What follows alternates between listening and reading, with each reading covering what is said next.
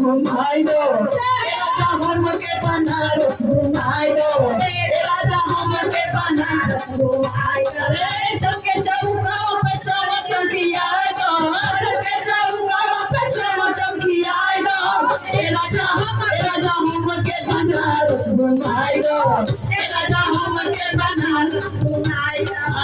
अरे सुनी ले कचौड़ी गली बड़ी मशहूर बा सुनी ले कचौड़ी गली बड़ी मशहूर बा मामा के बर्फी हमके खाए के जरूर बा मामा के बर्फी हमके खाए के जरूर बा चीर सागर वाला रसगुल्ला खियाए दो चीर सागर वाला रसगुल्ला खियाए दो राजा हमके बनारस घुमाई दो राजा हमके बनारस घुमाई दो राजा